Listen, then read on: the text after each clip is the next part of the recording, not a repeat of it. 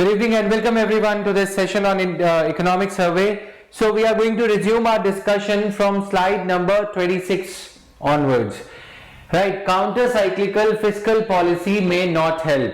Yesterday we were studying all this. एक criticism Hindu का जो आप जानते हो, हिंदू का जो financial economic newspaper है, business line, उसमें लिखा है in giving spending a boost, the budget must ensure no large fiscal slippages. As budget must ensure कि fiscal जो targets हैं वो slip नहीं होने चाहिए because this will do to the economy more harm than good. Counter cyclical fiscal policy का मतलब ये है कि अगर रिसेशन चल रहा है तो सरकार ज्यादा पैसे खर्च के बूम लेके आए, है ना, लेकिन इसका ये मतलब नहीं है कि आप लिमिट्स को भूल जाओ. Right, you should not forget the limits. Projections by various national and international agencies, including the IMF, project this resilience of the Indian economy. The question is, how can the country get there if the road to reach that prized destination is not charted out carefully? तो country वहां पहुंचेगी कैसे? आप ये बोल रहे हो कि जीडीपी, आप ये बोल रहे हो कि ग्रोथ होगी तो अपने आप fiscal concerns would be addressed, लेकिन एक रोड मैप ही अगर नहीं है कि ग्रोथ होगी तो आप कैसे इंश्योर करोगे, है ना. ये इसका क्रिटिसिज्म है. In giving the spending a boost the budget must ensure that fiscal slippages are not there. यानी कि आपने लिमिट रखी थी 3.5% ऑफ जीडीपी, फिस्कल डेफिसिट होगा 3.5% ऑफ जीडीपी, लेकिन आप पहुंच गए 6.5 पे, है ना. अब ऐसे सिचुएशन में क्या करोगे? ये चीज यहां पे कही जा रही है. Given the growth of 4% with an investment to GDP ratio of 32.2%, यानी कि हमारी कंट्री का जो इन्वेस्टमेंट टू जीडीपी रेशियो है, कितना परसेंट अपने जीडीपी का हम इन्वेस्ट करते हैं. हमारी कंट्री का इन्वेस्टमेंट टू जीडीपी रेशियो है 32%, यानी कि अगर हम 100 रुपीज कमाते हैं तो हम 32.2 रुपीज इन्वेस्ट कर देते हैं. Clear? Implicit incremental capital to output ratio. Implicit, इसमें इम्प्लिसिट है कि कैपिटल कितना लग रहा है. इंक्रीमेंटल कैपिटल जो मैंने आपको कल समझाया था, to output ratio for 2019-20 worked out to 8 as against around 5, यानी कि कितना इंक्रीमेंटल कैपिटल और लगाना पड़ेगा. 8 कैपिटल लगाओगे तो 1% जीडीपी बढ़ेगा. 8 लाख लगाओगे तो 1 लाख कमाओगे.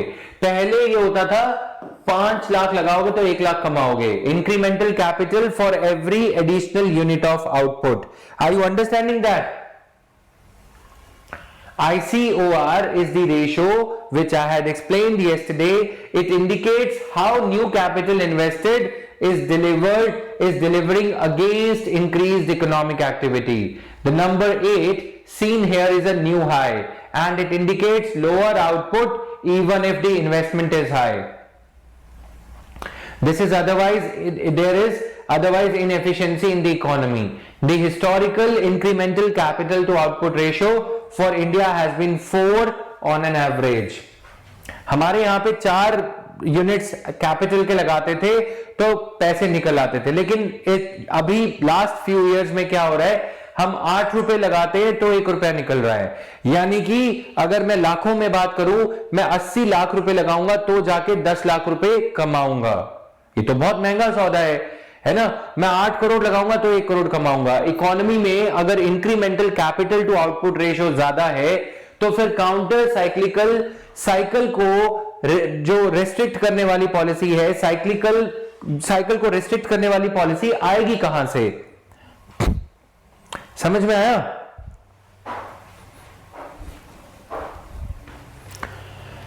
उस साइकिल को ब्रेक करने वाली, काउंटर करने वाली पॉलिसी तो तभी हुई ना जब आप साइकिल को तोड़ पा रहे हो. साइकिल तो टूट गया, लेकिन आपका incremental capital to output ratio इतना है जितना आपके पास पैसा नहीं है. उसमें पैसा इतना ज्यादा लगाना पड़ेगा. दोनों चीजें साथ साथ जा रही हैं. यहां पे आपने बोला कि हम पैसे ज्यादा इसलिए खर्च रहे हैं कि हम साइकिल को काउंटर कर रहे हैं. बहुत अच्छी बात है, 3 cheers फॉर यू. बट आप ये भी तो बताओ कि पैसे कितने ज्यादा खर्च करोगे और कितना कमा पाओगे. और जितने पैसे ज्यादा खर्च करने हैं, जिस लिमिट तक, जिस साल तक करने हैं, क्या आपके पास उतने पैसे हैं? अच्छा नहीं है, आप बोरो करते जाओगे, है ना। बट अगर आप बोरो करोगे, जो आपका रेट ऑफ रिटर्न है, capital to output ratio rate of return बताता है, वो पैसे आपके पास है ही नहीं। मतलब वो इतना ज्यादा रेशियो है, आप 8 घंटे लगाओगे। यहां पे पता क्या हो रहा है कि तुम एक यूपीएससी एस्पिरेंट को बोल रहे हो कि आप 8 साल लगाओगे तो जाके एक आपकी फैमिली में आईएएस निकलेगा, है ना। 8 साल लगाओगे, एक बार आईएएस निकालोगे।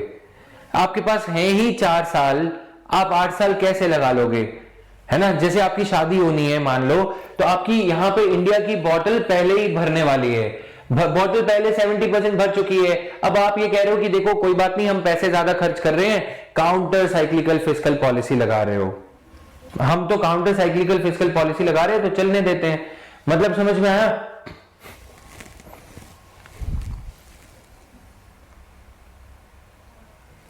The number 8 seen here is a new high and it indicates lower output even if investment is high.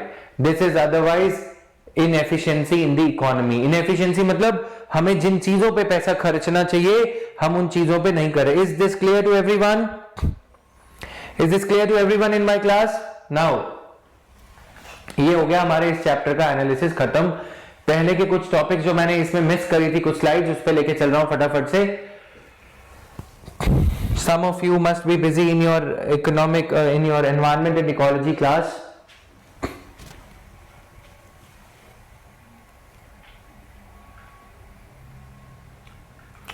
So yesterday we understood this part.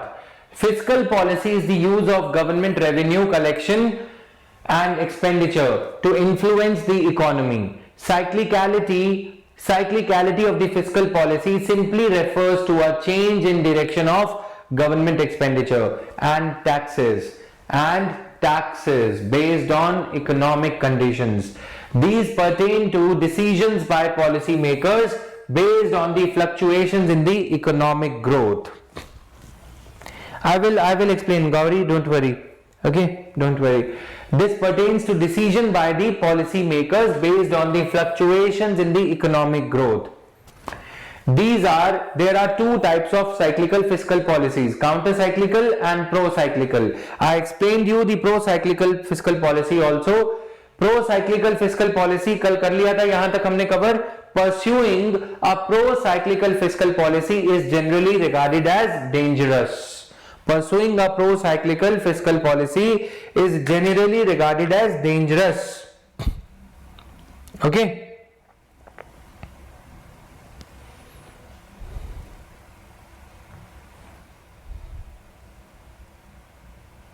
Am I clear?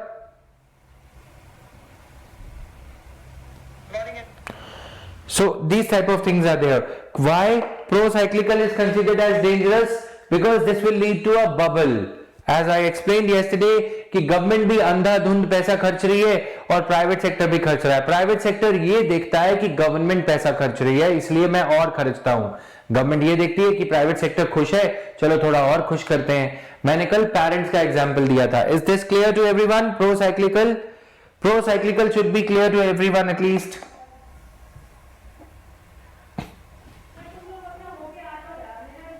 Right?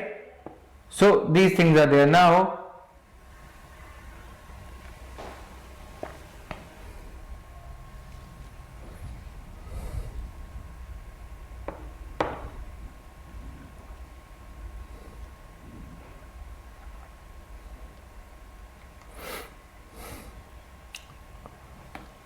Yes, चलो आगे। Now economic survey, fiscal policy, जब recession होता है तो contractionary fiscal policy लगानी चाहिए, जब expansion होता है तो एक्सपेंशनरी फिस्कल पॉलिसी, गवर्नमेंट थोड़ा सा और एक्सपेंड करती है, ठीक है। जब रिसेशन होता है तो contractionary, government expenditure goes down, reduction in government expenditure. Pro cyclical policy में ये होता है, ठीक है। और काउंटर साइक्लिकल में क्या होता है, जब रिसेशन होगा तो गवर्नमेंट एक्सपैंड करेगी खर्चा, increase in the government expenditure, right, increase in the government expenditure and और increase reduction in the taxes. Clear? Outcome deepens the recession and amplifies expansions, thereby increasing fluctuations in the business cycle. Softens the recession and moderates the expansion. Contractionary policy क्या करती है? Recession के impact को थोड़ा soften करती है, absorb करती है, and moderates the expansions, thereby decreasing fluctuations in the business cycle, decreasing fluctuations in the business cycle. What could be the reason of low output of these all investments? We'll talk about that. Such a policy works through multiple channels. How does counter-cyclical fiscal policy work? How does it work? One, an expansion in the government expenditure cushions the contraction in the output by offsetting the decline in the consumption and investment.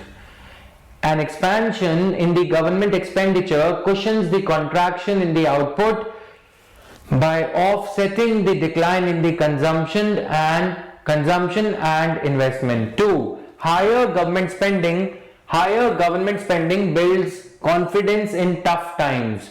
Through this policy, governments are able to show their commitment to sound financial management.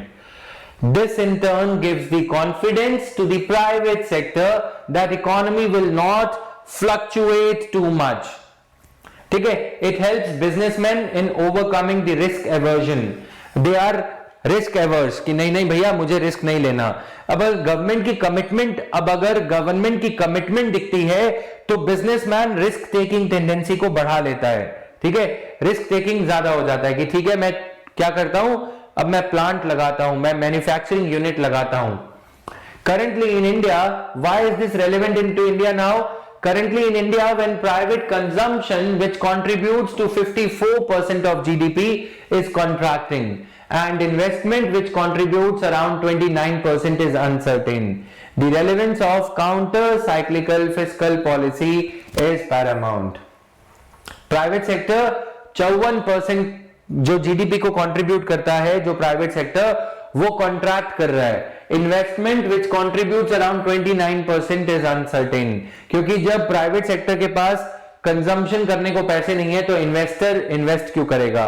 Parle ji company के पास पैसे नहीं है, पार्ले जी company के customers के पास पार्ले जी खाने के पैसे नहीं है, कंजम्पशन कम है, तो प्राइवेट कंपनी पार्ले जी इन्वेस्ट क्यों करेगी? और अगर प्राइवेट कंपनी भी नहीं करेगी, प्राइवेट कंज्यूमर भी नहीं है, तो इट्स बेटर कि गवर्नमेंट जो है इन्वेस्टमेंट का चार्ज ले ले. Government of India will invest more. Please note that even after a sharp 11% growth projected by the survey is expecting a growth of how much? 11%. Now I had explained in the DNA and elsewhere also that this growth of 11% is the growth on the rate of growth observed in the previous year. 2022 में जो growth होगी वो 2020-2021 की growth पे होगी. 2020-21 में तो growth already 1.5% है, 2% पता ही नहीं कितनी है वैसे तो. ठीक है, यही तो है मोदी नीति. नाउ 1.5 का 11% यदि इंक्रीज हो भी गया, हमारा तो अच्छा खासा 7% ग्रोथ रेट चल रहा था. यानी कि अगर हमारी ग्रोथ $2 ट्रिलियन थी तो उसमें बस कितना इजाफा होगा? 2 ट्रिलियन डॉलर में 1.5%, और इस 1.5% का जस्ट 11%. टोटल 2 ट्रिलियन डॉलर 11.5% नहीं ग्रो कर रहा, वो तो ग्रोथ रेट बताया जा रहा है. पिछले साल के ग्रोथ रेट का 11% उससे ज्यादा होगा. ये तो बेवकूफ बनाने वाली बात हुई है ना. बेस ईयर इफेक्ट इसे बोला जाता है, base year. Do you guys understand the meaning of base year? How many of you want me to explain this?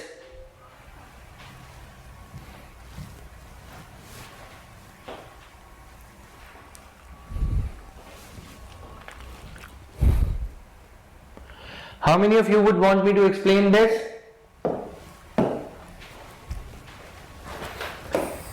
वही एग्जाम्पल पुराना हमारा.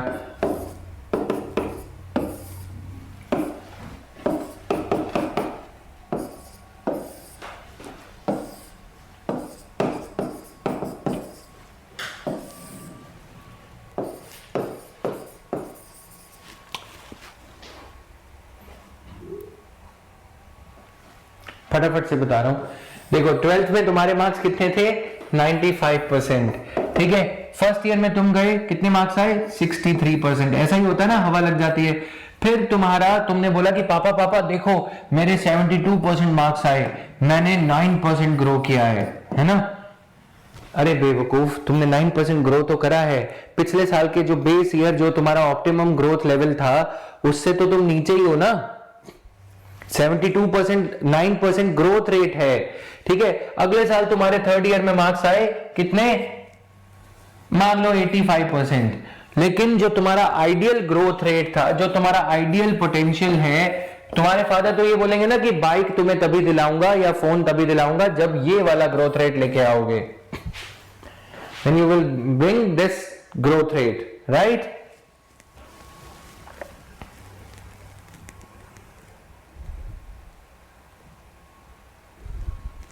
समझ में आया? तो सरकार यहां पे यही दिखा रही है और कांग्रेस ये दिखा रही है। गवर्नमेंट कहती है देखो हम 11% पे ग्रो करेंगे। ठीक है, मतलब मान लो 83 में अगर इसको कर दूं, गवर्नमेंट कह रही है कि हम जो है 11% ग्रो कर रहे हैं, लेकिन 11% ग्रोथ के बावजूद भी कुछ ज्यादा अच्छा नहीं हो रहा। Clear? So this is how इसको बोला जाता है base year effect, base rate of growth जब आपका कम है तो फिर ये दिक्कत हो जाती है। ठीक है, चलो आगे। Now India's public debt to GDP ratio has been significantly low compare to high global debt levels. मेरे स्कूल की एक कहानी है, मतलब दो जतिन हुआ करते थे, एक मैं और एक दूसरा। ठीक है, उस जतिन के मार्क्स कम आते थे तो मेरे पापा मेरे से पूछते थे कि बेटा कितने मार्क्स आए? मैं बोलता हूं जतिन के इतने आए हैं, मेरे इतने आए हैं, राइट? तो माय फादर यूज्ड टू से कि मैं उससे अच्छे कपड़े पहनाता हूं, मैं उससे अच्छा सब कुछ देता हूं, वो अपने घर में खाना खाता है, तुम अपने घर में खाना खाते हो। मार्क्स के टाइम दोनों के साथ कंपैरिजन क्यों? मतलब समझ में आया? तो हम और कंट्रीज के साथ कंपेयर क्यों कर रहे हैं? हमारी अपनी वल्नरेबिलिटीज हैं। ये कह के अपनी डेट, मतलब हमारा डेट टू जीडीपी रेशियो है 69%। 100 अगर हमारा जीडीपी है, हमारा डेट 69% हो चुका है, इससे भी ज्यादा हो जाएगा अब। तो ये क्या फायदा हुआ? अब हम पता क्या कह रहे हैं, वो देखो वो काना है, हम अंधे हैं तो क्या, मतलब वो अंधे हैं हम काने हैं तो क्या हुआ? ठीक है, a cross country comparison of debt level points to this is the fact to be noted for prelims. According to economic survey, India's debt level is low. A cross country comparison of debt levels points out that for India the government debt level as a proportion of GDP is equal to the median in the group of 20 OECD countries and in the group of BRICS nations. India's overall debt levels as a percent of GDP are the lowest amongst the group of 20 OECD countries. India's overall debt levels as a percentage of GDP are lowest amongst the group of 20 OECD countries and also among the group of BRICS nations. ठीक है, तो ये facts to be noted alongside the concepts. मैं हमेशा ये कहता हूं तुम लोगों को, कॉन्सेप्ट के साथ साथ फैक्ट को ग्रास्प करते चलो। चीजें समझोगे तो ये फैक्ट भी आसान रहेंगे डाइजेस्ट करने, एसिमिलेट करने, इनको दिमाग में बैठाना आसान रहेगा। इंडियाज ओवरऑल का मतलब पता क्या है? अब यहां पे कोडेड में दे रखा है स्टेट प्लस सेंटर, दोनों का डेट लेवल जीडीपी का, दोनों के जीडीपी को मिला के are the lowest amongst the group of G20 OECD countries. Overall G20 countries नहीं, G20 की वो countries जो OECD की members भी हैं, and also among the group of BRICS. India is a part of BRICS nation. ठीक है? Moreover, public debt and overall debt level for India has declined since 2003 and has been stable since 2011. Now, another way of rephrasing this question is, this statement is, India's debt level has not been stable since last 5 years. Can I say that? No, this will be galat. This will be wrong. India's debt level has been stable since 2011. ठीक है? India's debt level has been rising since 2011. No, we can't say that also. ठीक है? India's debt level has been rising since 2018. Yes. India's debt level has been rising since 2018.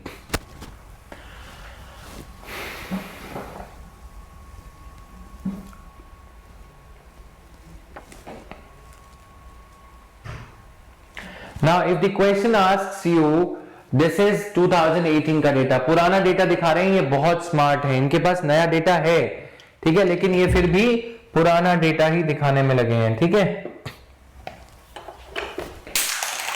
Just 1 minute. Clear to everyone? अब यहां पे देखो, अगर ये question पूछा जाए government debt as a percentage of GDP is more than private debt as a percentage of GDP, India के case में गवर्नमेंट डेट इज मोर, ठीक है, government debt is more than private debt is less than government debt. Government का debt है 68%। Fact to be noted for prelims, लिखो इसको। अब ये प्राइवेट डेट क्या होता है? What is the meaning of private date?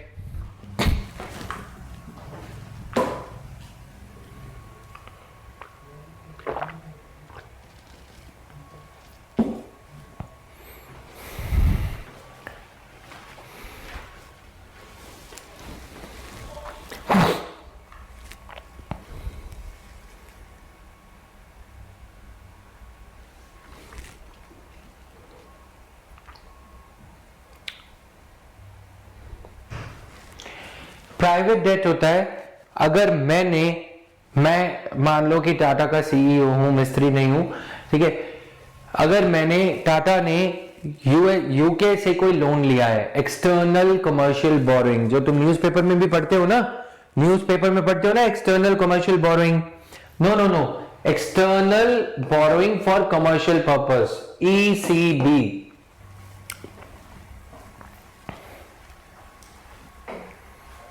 Money borrowed by government directly from Asian Development Bank, from World Bank or any other organization is different from money borrowed by the private entrepreneurs. Adani ने अगर कोई Australia से loan लिया है, ये उसकी बात हो रही है।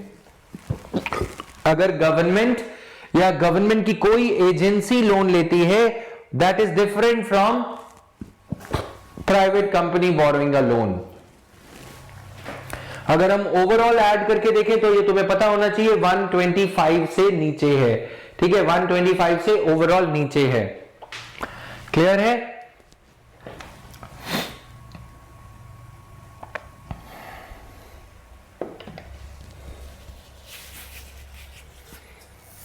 Done for everyone?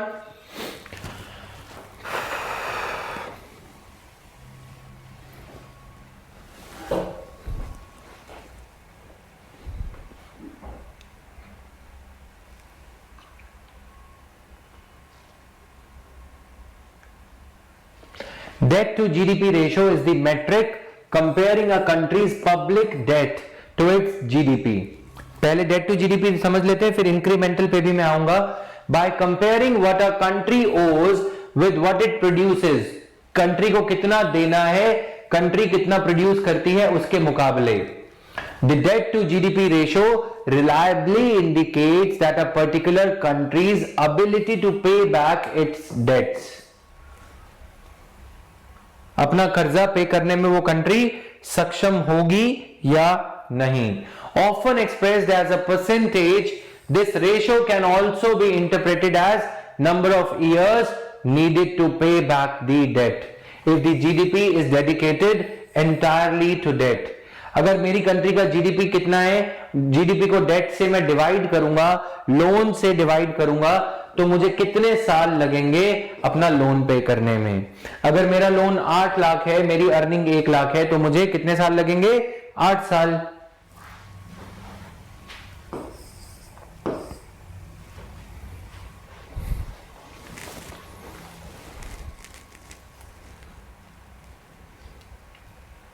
Clear?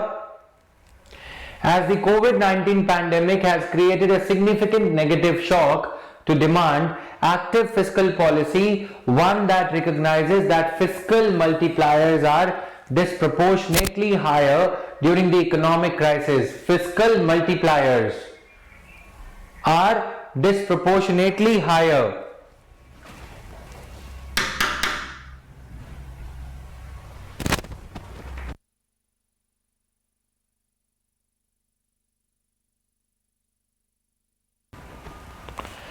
Fiscal multipliers, देखो एक्टिव फिस्कल पॉलिसी वो होती है जो ये रिकॉग्नाइज करती है, इस बात को समझती है कि fiscal multipliers are disproportionately higher, यानी कि ऑर्डिनरीली फिस्कल डेफिसिट बढ़ रहा होगा 3.2% से 3.4% ईयर ऑन ईयर, 3.4% से 3.6%, बट जब कोविड 19 जैसा टाइम शुरू हो जाता है तो ये 3.6% से 5.4, 5.4% से 9.5, ये लाइन आपको ये कह रही है fiscal multipliers, the increase in the fiscal deficit is going to be by not crawling but it is going to be by leaps and bounds, jumping हो जाएगी, है ना, एकदम से बढ़ रहा है। यहां पे तो देखो कंसिस्टेंटली बढ़ रहा है, या 3.7 हो जाएगा, पॉइंट्स में बढ़ रहा है, फ्रैक्शन में बढ़ रहा है, यहां पे क्वांटम जंप नजर आने लगता है। एक्टिव फिस्कल पॉलिसी इस बात को रिकॉग्नाइज करती है। एक्टिव फिस्कल पॉलिसी क्या है, मतलब ये फिस्कल पॉलिसी ऐसा नहीं है कि लैगर्ड है, कि कन्वेंशनल फिस्कल पॉलिसी है। कन्वेंशनल मतलब परंपरागत तरीके से चलने वाली। ऐसी कोविड 19 क्राइसिस या कोई और रिसेशन के time active fiscal policy follow करनी होती है, टारगेट्स को, fiscal responsibility, budget management act को दरकिनार करते हुए, से साइड पे करते हुए। Clear? Is this clear to everyone? This can ensure that the full benefit of seminal economic reforms is reaped by limiting the potential damage to the productive capacity. Seminal economic reforms का benefit तभी मिलेगा जो हमारी productive capacity install हो गई है, steel plants install हो गए हैं, क्रूड ऑयल या कार मैन्युफैक्चरिंग इंडिया में लग चुकी है। अगर हम ये नहीं चाहते कि वो हमेशा के लिए उन पे ताले लग जाएं, लॉक्स जड़ दिए जाएं, अगर हम ये नहीं चाहते तो इसको हमें सरकार को रेस्क्यू करना होगा। होता है ना, जैसे कभी फैमिली में कोई चैलेंज आता है, हमेशा के लिए तुम अपनी किताबें रद्दी में ही बेच दो, इसके लिए पेरेंट्स को क्या करना होता है, एक्टिव फिस्कल पॉलिसी परस्यू करनी होती है। लोन लेके ही सही, फैमिली में क्राइसिस होने के टाइम पढ़ना पड़ेगा। मूवीज में देखते हो ना ऐसा, बस वही वाली बात है। समझ में आया? वरना जो तुम्हारी प्रोडक्टिव कैपेसिटी है, जिन बच्चों को उन्होंने बड़ा किया है, उनका भविष्य खराब हो जाएगा।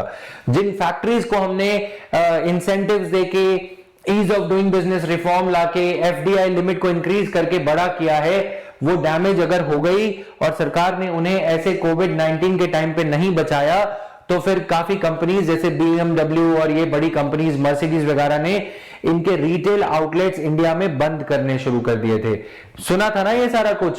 सितंबर 2019 में, कोविड से पहले ही क्या हो रहा था, सितंबर 2019 में 350 showrooms, dealerships of luxury cars were shut down in India. Clear?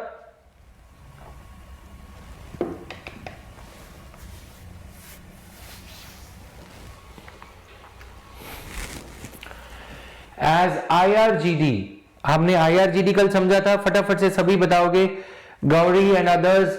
IRGD सबको पता है, interest rate and growth differential.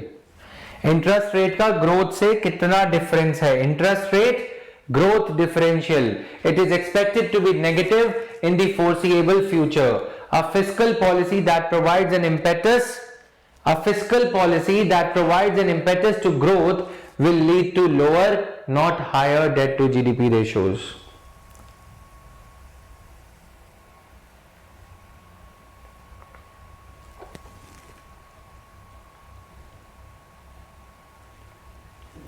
Clear है?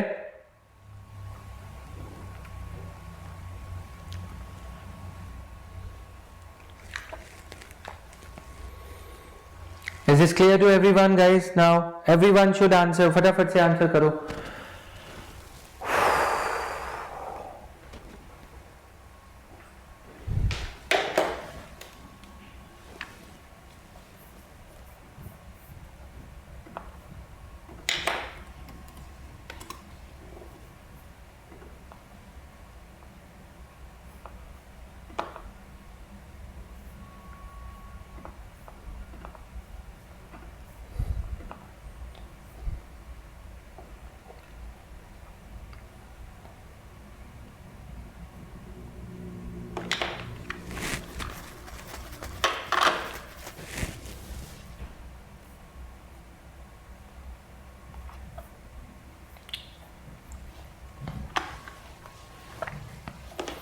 ऑलराइट,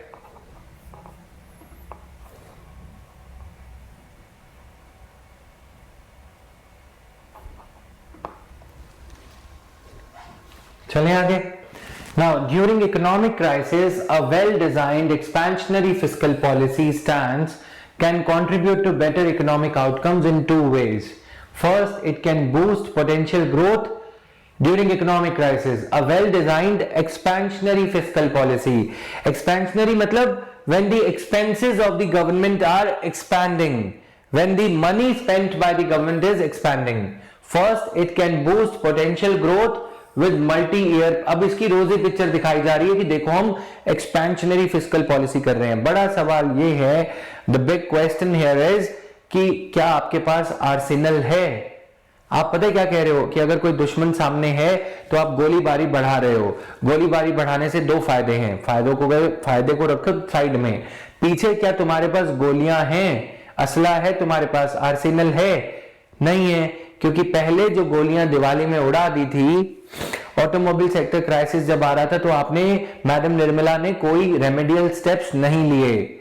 आर्सेनल होती है ना जब अपने, जैसे आपके पेरेंट्स बैंक में पैसा बचा के रखते हैं, वो आर्सेनल है ही नहीं.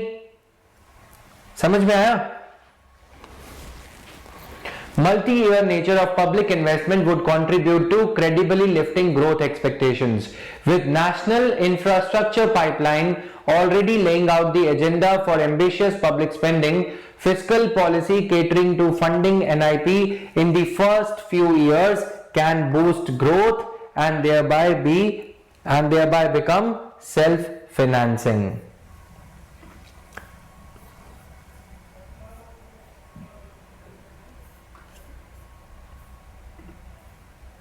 Clear to everyone?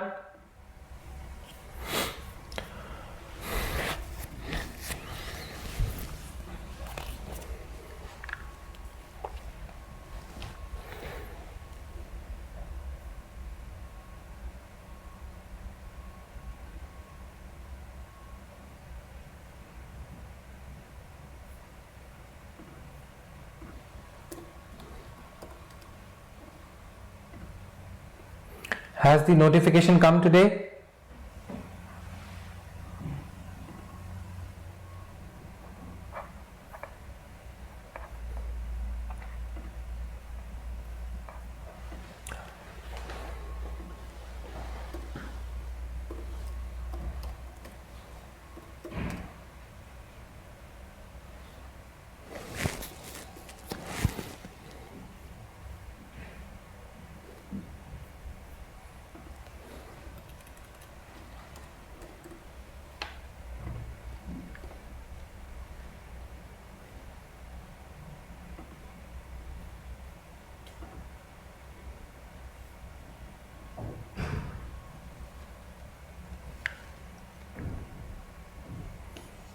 Okay, so this was all.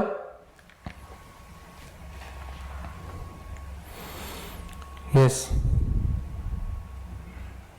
1.4 lakh corporate tax relax किया था. देखो, बात रिलैक्सेशन की तो तब होगी ना बच्चे जब कोई टैक्स पे करना बनता है. आपने टैक्स वेवर दिया, टैक्स तो तब होगा जब मैं इनकम कमाऊंगा. आप ये बोल रहे हो कि तुम संघर्ष करो और हम तुमसे टैक्स नहीं लेंगे. मैं अभी ये कह रहा हूं कि मैं इन्वेस्टमेंट वाला संघर्ष क्यों करूं. मैं एक एंटरप्रेन्योर हूं, मुझे पहले पॉजिटिव्स दिखने चाहिए कि टैक्स तो चलो तब होगा जब कमाई होगी. कमाई तब होगी जब कस्टमर की जेब में पैसे होंगे. अभी तो कस्टमर की जेब में पैसे नहीं है. व्यापारी ये कह रहा है कि मैं एम्प्लॉयज को हायर क्यों करूं, नई प्रोडक्शन कैपेसिटी इंस्टॉल क्यों करूं. क्या आपने वहां पे कुछ इंसेंटिव दिया? ये तो वो वाली बात हो गई कि तुम यूपीएससी की तैयारी कर रहे हो, तुम्हारे पापा मम्मी बोल रहे हैं बेटा कोई बात नहीं, तुम जॉब में सिलेक्ट हो जाओ, तुमसे कुछ नहीं लेंगे, तुम बस सिलेक्ट हो जाओ, ठीक है, तुम कुछ मत देना, अपनी सैलरी जो है मजे में उड़ाना. तुम ये बोलोगे ना पिताश्री पहले किताबें तो दिला दो. समझ में आई मेरी बात?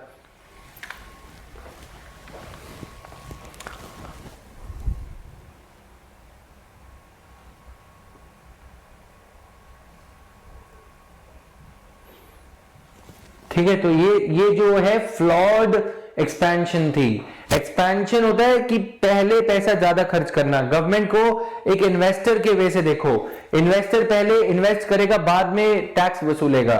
गवर्नमेंट बोल रही है कि हम टैक्स नहीं वसूलेंगे। समझ में आया कि नहीं? ओके मत करो, समझ में आनी चाहिए चीजें, समझ रहे हो?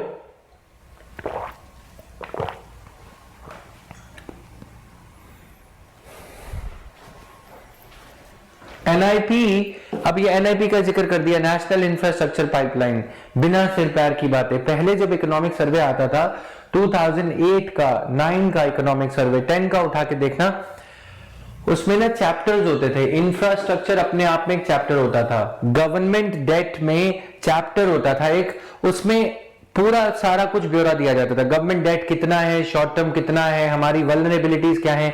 इन्होंने क्या करा है, जो इन्होंने आंसर करनी है चीजें, उसके क्वेश्चंस बना दिए। उसके अलावा डेट की जो अदर डायमेंशंस हैं कि हमारा शॉर्ट टर्म डेट बढ़ रहा है या कम हो रहा है, वो सारी चीजें इकोनॉमिक सर्वे में नहीं मेंशन हुई। Getting my point? वो सारी चीजें इकोनॉमिक सर्वे में मेंशन होनी चाहिए थी, जो कि हुई नहीं।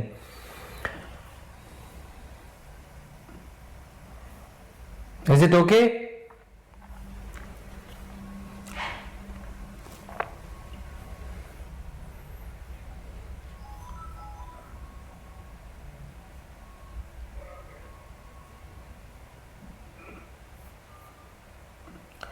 Is this clear to everyone?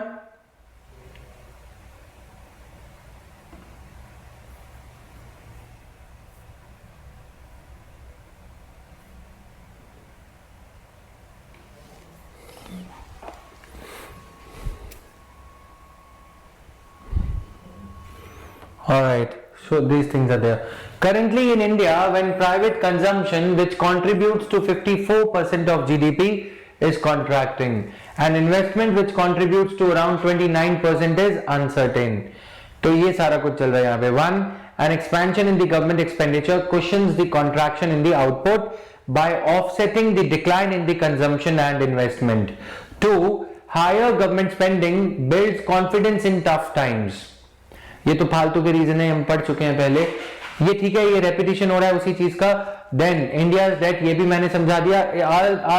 all these things clear to you? Now incremental capital to output ratio, मैं एक बार दोबारा से समझा देता हूं जिन लोगों को नहीं समझ में आया.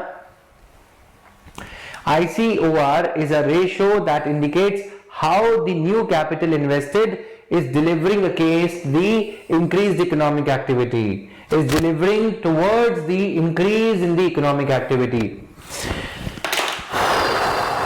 इसको भूल जाओ.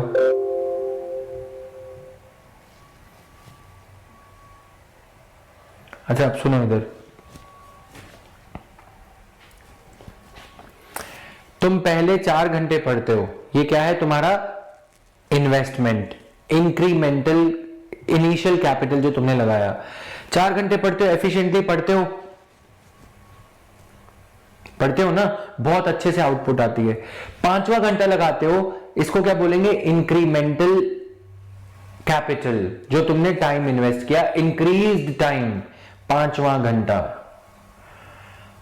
पहले तुम 10 पेज 1 घंटे में पढ़ रहे थे, 40 पेज तुमने 4 घंटे में पढ़े. फिर जब तुम अगला इन्वेस्टमेंट लगाते हो 5वां, तो तुम्हारी इंक्रीमेंटल आउटपुट कितनी होती है? इंक्रीमेंटल आउटपुट कितनी होती है? 8 पेजेस कम होने लग जाती है, होती है ना. यही हम यहां पे पैसे की परिभाषा में कह रहे हैं. किसने पूछा था ये question? Who asked this question? देखो यहां पे क्या है कि इंक्रीमेंटल कैपिटल का मतलब ये है कि मैं 1 लाख रुपए एक्स्ट्रा लगाऊं तो मेरे को कितनी रिटर्न मिलेगी. मैं तुम्हें एक अच्छा सा एग्जांपल दूं. मैं जब पढ़ा रहा था, मैं 8 घंटे पढ़ाऊंगा तो मैं बहुत अच्छे से पढ़ाऊंगा, ठीक है. मैंने 8 घंटे लगाए, यानी कि मेरे 1 घंटे की वैल्यू है 10,000, यानी कि मैंने 80,000 की इन्वेस्टमेंट करी. मेरा कोर्स कितने स्टूडेंट्स ने खरीदा? 1 लाख रुपीस की मेरी अर्निंग हुई. अब अगर मैं इस कैपिटल को अदर टीचर्स के वे से 90,000 लगाता हूं, मतलब 8 आवर्स मेरे, बाकी किसी और टीचर के, तो मेरी इंक्रीमेंटल कैपिटल तो आउटपुट कितनी है? 1 लाख बराबर रहेगी. है ना। अगर वो टीचर अच्छा पढ़ाएगा तो मैं 90,000 लगाऊंगा तो वो कितना होगा, 1,20,000। अगर मैं इसी स्टूडियो में, इंफ्रास्ट्रक्चर मेरा सही है, इसी स्टूडियो में मैं 8 घंटे की क्लासेस कर सकता हूं, मैं इंडिया हूं मान लो, इंडिया कोचिंग इंस्टीट्यूट मान लो, ठीक है। अगर मैं यहां पे 12 घंटे क्लास करने लगूंगा तो ये जो स्टूडियो जिस पे मैं लिख रहा हूं ये ब्लिंक करने लगेगा, आउटपुट कम हो जाएगी, स्टूडेंट का एक्सपीरियंस खराब होने लग जाएगा। अब समझ में आया आउटपुट रेशो क्यों ऐसा होगा। किसी ने पूछा अभी, सालसाबिल ने पूछा कि sir why would this happen, ऐसा क्यों होगा, कि what are the factors which would lead to. मैं इसका एक और एग्जांपल देता हूं।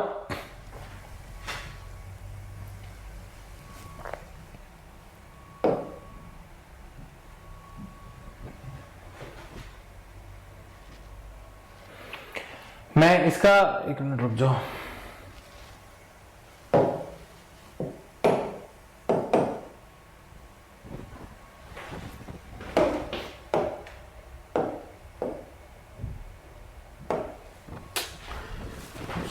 Some problem. मैं इसका एक और एग्जांपल दे रहा हूं। इसका एग्जांपल मैं ये दे रहा हूं तुम्हें कि तुम ये देखो, रेलवे में लालू प्रसाद यादव ने क्या किया कि रेल का जो कोच होता है वो इतना ज्यादा फिलअप करना शुरू कर दिया,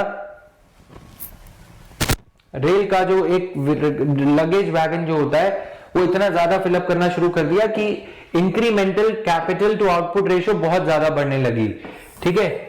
हमारे कंट्री में इंफ्रास्ट्रक्चर पूरा नहीं है, तो उन्होंने क्या किया कि रेलवे का जो कोच होता है ना, कोल या कोई भी लगेज जो इसमें सामान जाता था वो बहुत ज्यादा भरना शुरू कर दिया। अर्लियर कोल का लेवल था यहां तक, उन्होंने उसको करा दिया यहां तक।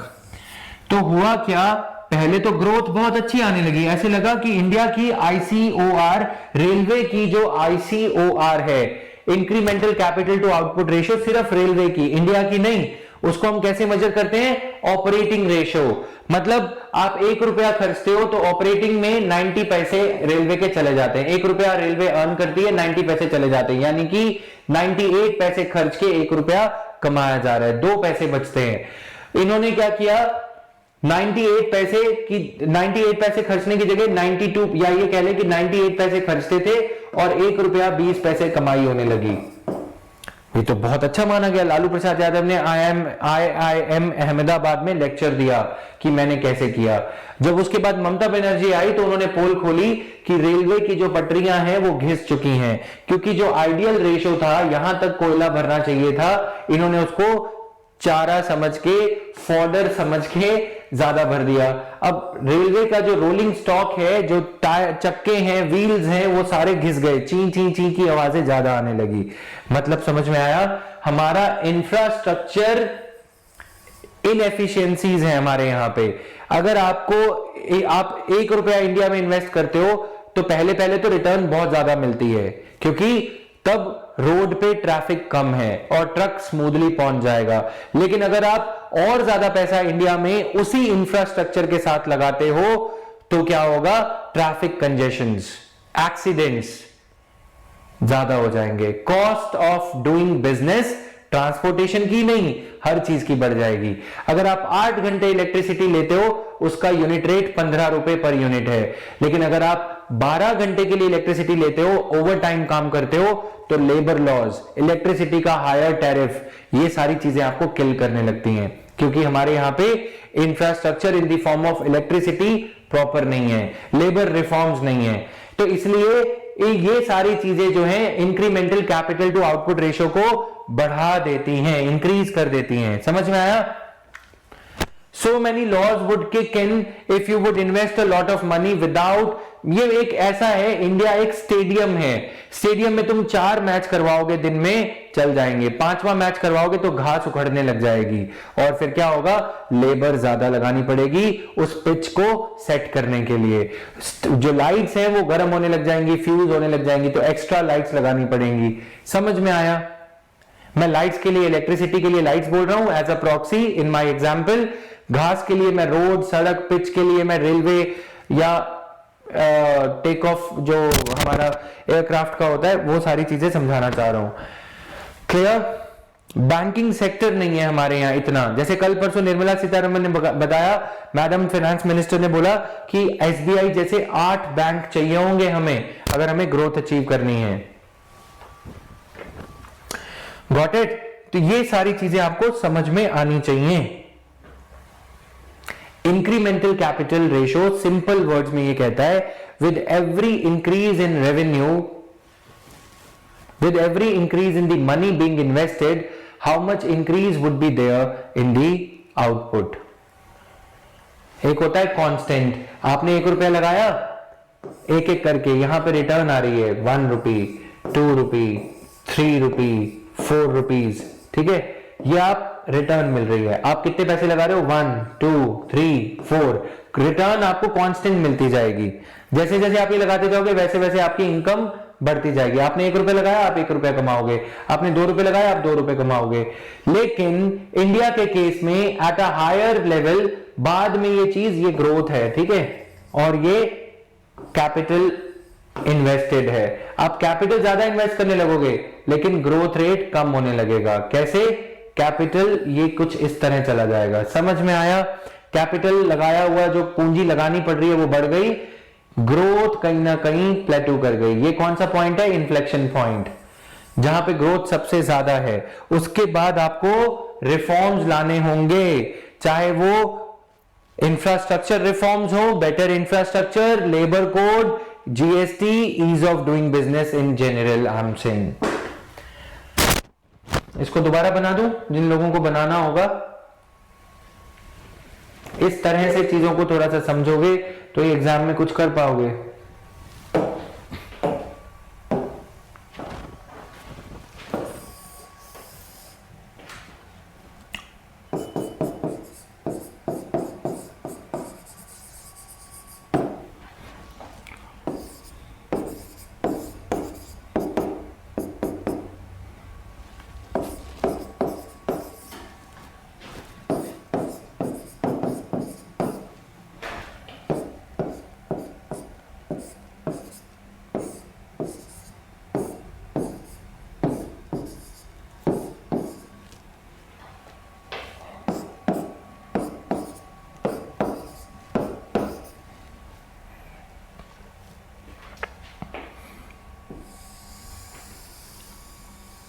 उल्टा बनाया मैंने, ठीक है ना?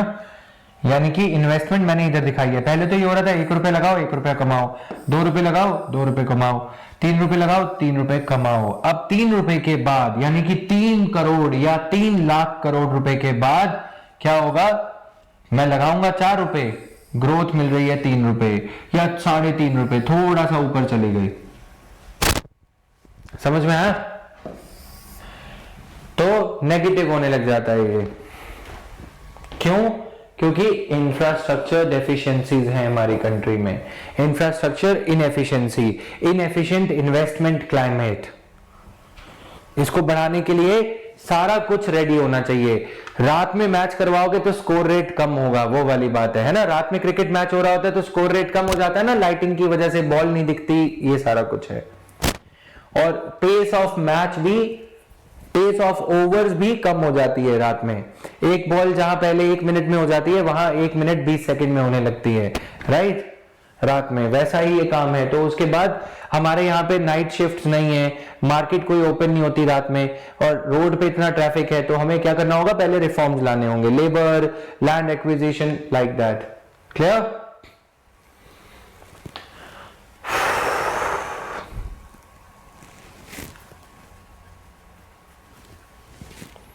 Is this clear to everyone?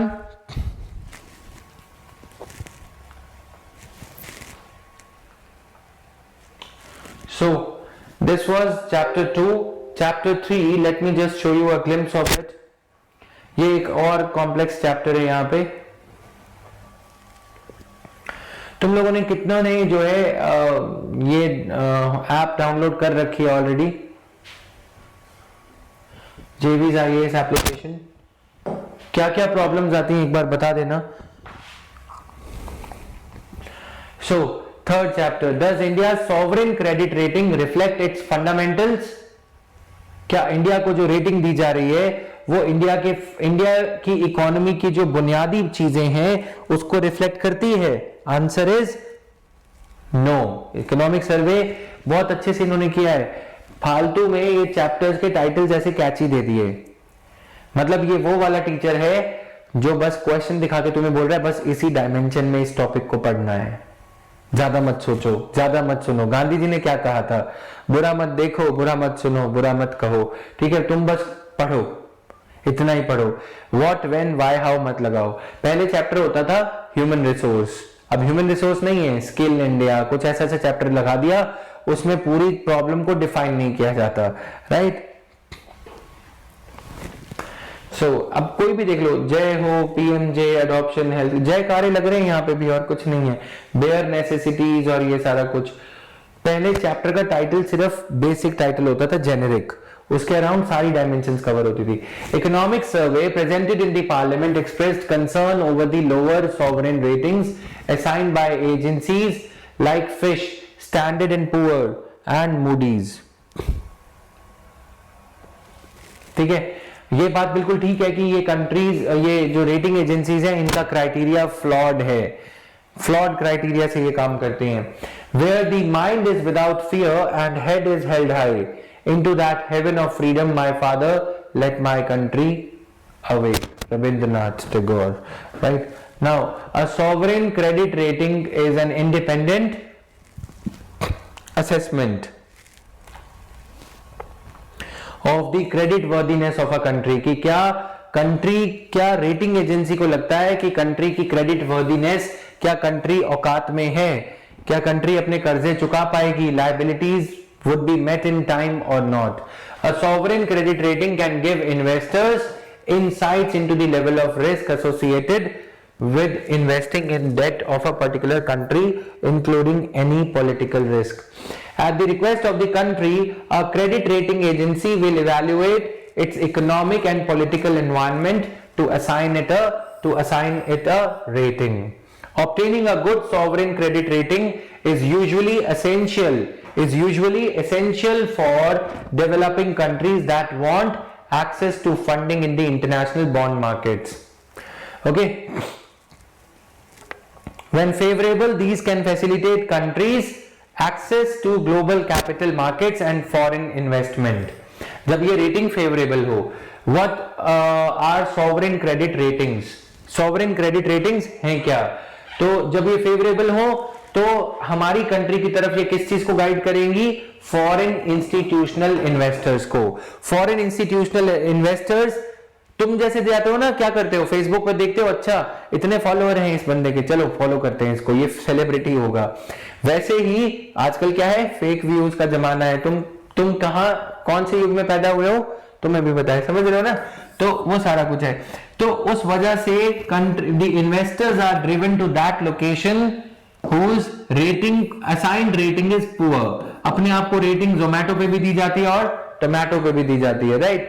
सब जगह रेटिंग का फिनोमिना चल रहा है, तो ये सारी चीजें चल रही है। Now fish rating, standard and poor, Moody's, इनको 3 बिग रेटिंग एजेंसीज के नाम से जाना जाता है। तो इनकी रेटिंग की वजह से हमारे प्रोस्पेक्ट्स खराब हो रहे हैं। और ये बात ऐसा नहीं है कि इन्वेस्टर्स को नहीं पता, इन्वेस्टर्स को भी पता है।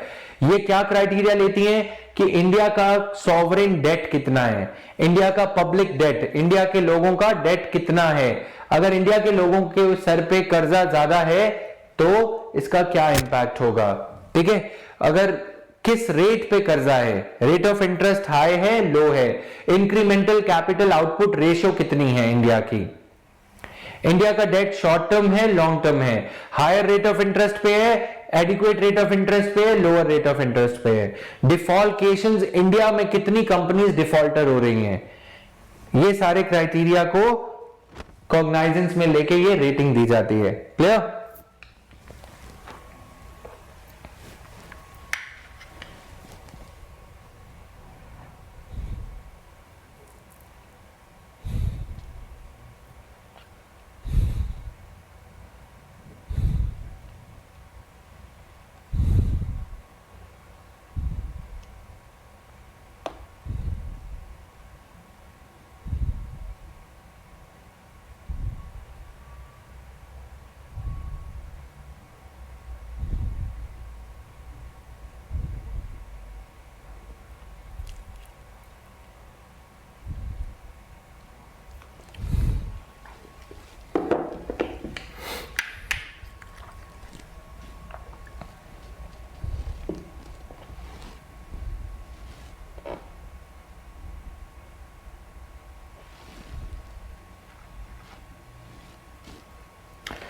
Are you guys awake or you guys have all slept at in one go?